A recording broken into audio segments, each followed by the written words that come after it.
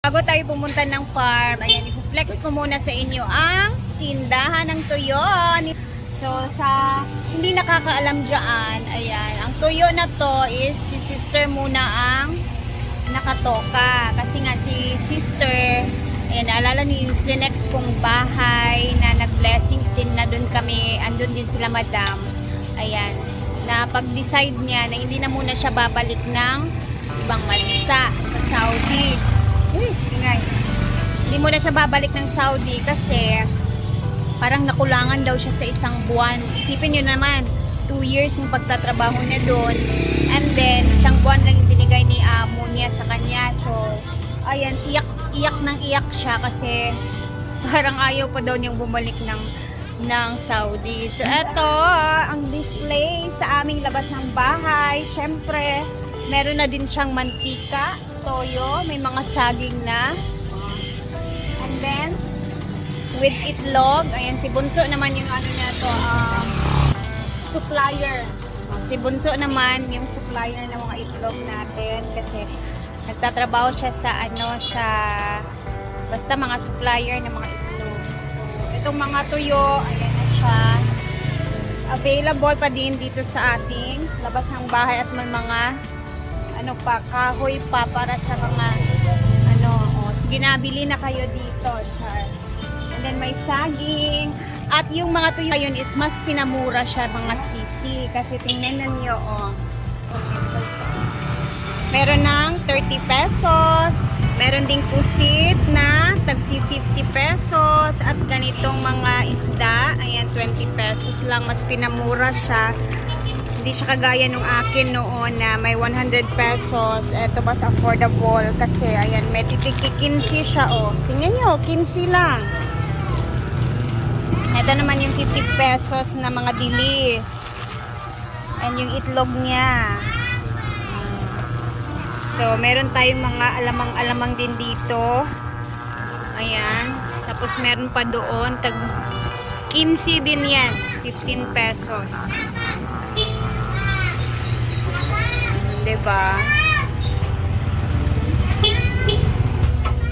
So, sabi ko sa kanya, carry naman sisi, na dito ka muna.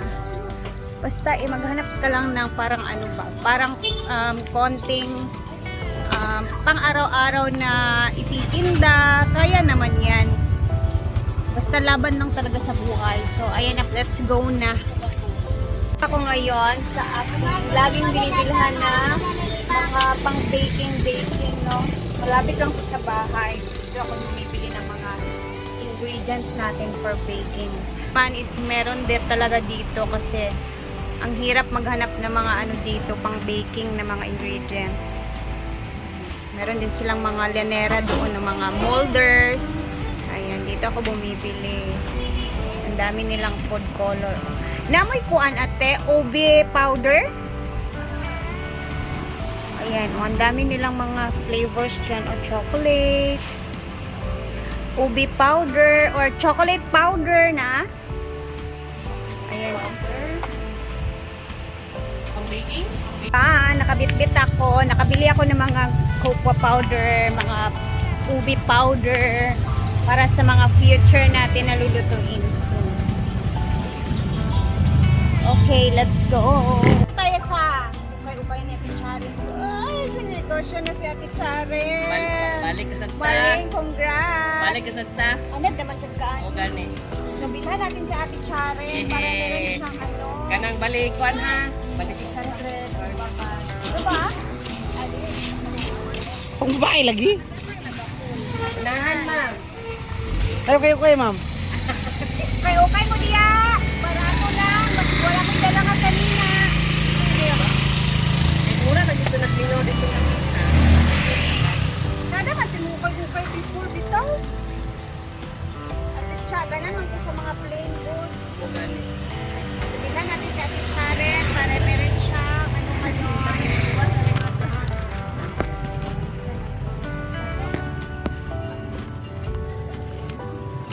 Asa man ang bayad ibalik na? O tayo. Siyempre din ka kauban. Igo ako talagang picture sa ya mama. Nga. Kasi picture ay kasumo. Balik. Kuha na to siya ng pula. Dili ba gyapon? Oh, di dami mga plain, no? Diba? Oh, eto, magkano ito? 3 for 100. Para magindaan. We like plain colors. Kasi,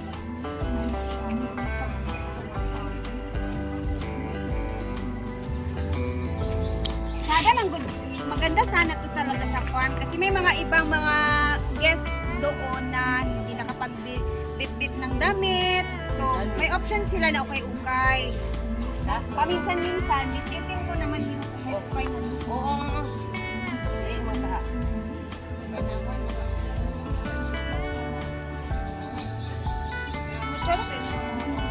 Yay! Nakabili ako kay Ate Charin ng 6 na piraso. Ay, nahali na. Di ko kahapon. 1.5 po tayo akong halin ka. Ah, bongga pa. Kakabala man ko dagang kaghalin. Huh? Ikaw pa sad. Mura ganito. Mura na sana po. Di ba nauigibi ang? Dito na tayo sa farm. Ito yung mga nabili ko yung Ate Charin. For only 3 for 100. 3 piraso, 100 pesos. 1, 2, 3,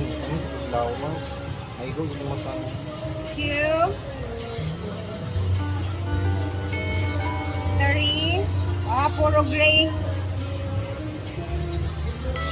Next one. 4, may tag pa to. Oh. Ano pagid siya? 5 wire. 5, may tag pa ha. Mga palalaki to. Wala pa. Pangabay lang. And Mosimo na gray. Parang bago pa. Okay, dyan natin sa akin. Oh, niyabit ko. Nagpila. Tulo 100. Mahilig kasi ako sa mga ganito, mga gray, mga gray. Sinuot ko na yung isa. Nayutan nila ni Gabi. Magbabayad muna tayo dito ng utang kina Donna para wala na tayong iisipin na naman, next month na naman. And then later, abangan ninyo kasi meron akong ipapakita sa inyo na recipe ng cake na sa kawali din natin siya lulutuin. Tara, let's go. Ganyan din pa ni makuha ko ganina? Okay. Bumili na ako. Ayun na. I'm done with my obligation dito sa kabila. Ganda kayo. Tara, samahan niyo ako kasi meron ako i-share sa inyo na recipe ng chocolate cake or choco cake na sa kawali din natin siya lulutuin habang parang ang langit na naman is nagbabadya na naman. Diyos ko Lord, tabang. Tara, let's go!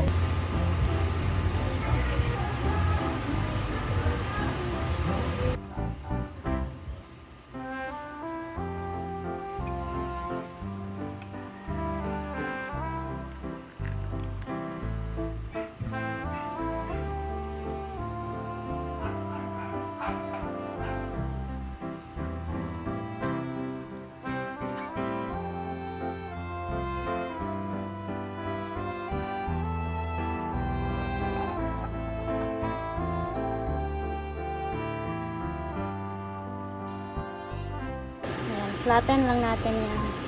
Lulutuin natin to sa napakahinang apoy ha.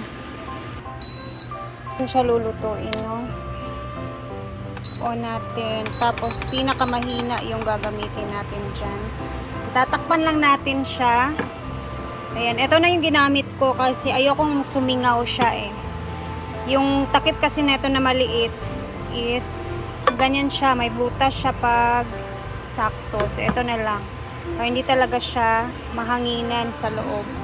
Tuin lang natin siya sa napakahinang, pinakamahina lang talaga. And then, antayin natin 20 minutes bago siya maluto. Tapos, gagawa tayo ng chocolate ganache. Ayan. 1 cup of evaporated milk. 2 kutsara ng ating sugar. Pwede white sugar ha. Pwede naman siya brown sugar. Cornstarch. Tapos, 3 kutsara ng cocoa powder. Yan. Mix lang natin yan siya.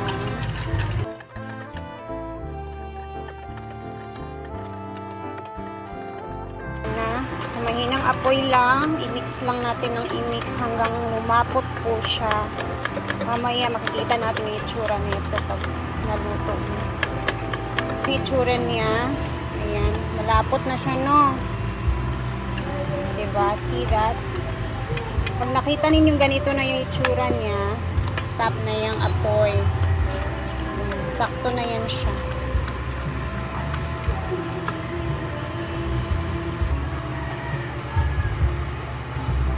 Wow! Eight ganache na ginawa.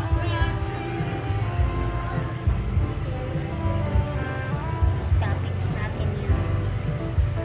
Hindi ko siya masyadong tinamisan kasi you know na hindi kami masyadong mahilig talaga sa matamis. Yung sakto lang.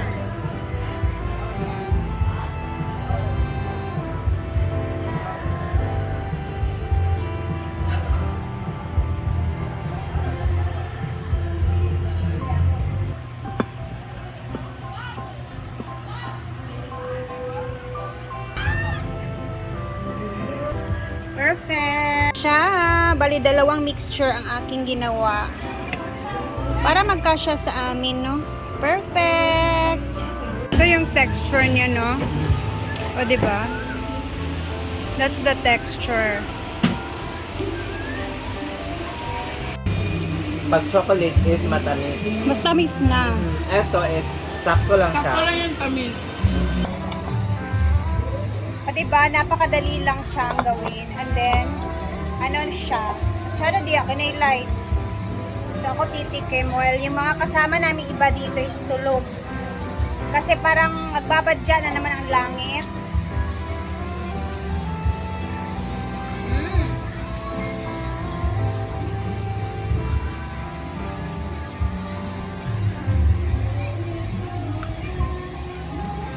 Sarap. Ngayon ko na feel ay na ano yung ano niya lasa.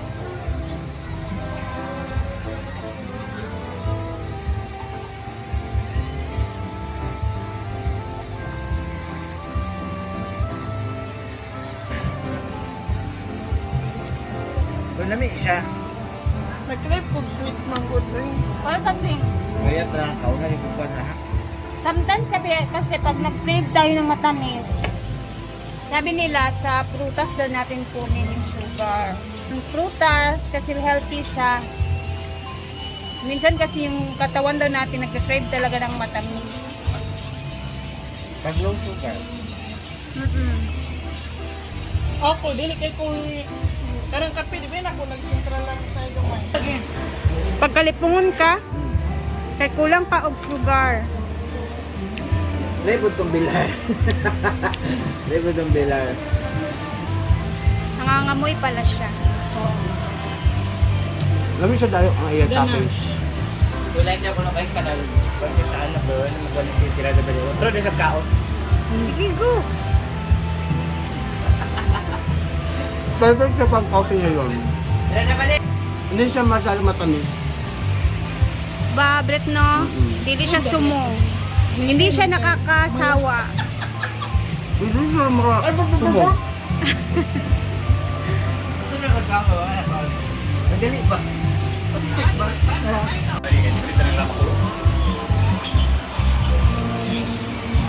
For me ah. Eh? Ano? Tingnan ko yung kupan. For me? Okay, Jel. Si Jana kay di siya lami, Angel. Arte kay si Jana. Oh. Dating kita rara ba di? Pachat ko. Wow! Bumagay lang siya. Gusto ko ng mga bata doon.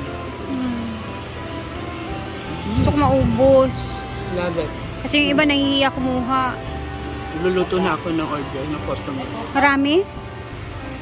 Ay, bongga. Congrats. Barang. Pakaon mo, oh. Doy! Amoy pala. Lami kayo. Lumi man din. Maganda lang yan ha. Diba, okay ra siya. Choco cake man na. Makawala sa init ng ulo sa mga tanga nga nang wala ang kuhan. Yes.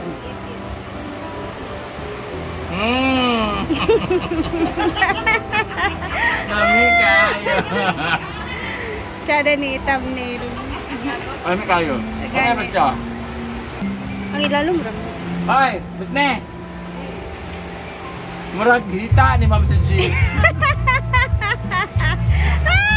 Thank you, ma'am. Kayo. Kami gano'n siya. Kayo. Iwat na ninyo, doy. Iwat na ninyo. Nakakaon na may daga na kami nakaon. At malakas na naman ang ulan talaga. So, alas 5 na ng hapon. And shout out nga pala kay Sir Cesar Puno na laging nanonood ng ating video dito sa YouTube. Hello. And kay Ma'am Marivec T. Salamat for always watching our videos here in YouTube channel. And God bless everyone. Ako'y magpapaalam na at mag-ingat po tayong lahat. Hindi ko na alam talaga bakit kada hapon na lang may ulan dito sa amin. So, thank you sa laging panonood. Bye-bye!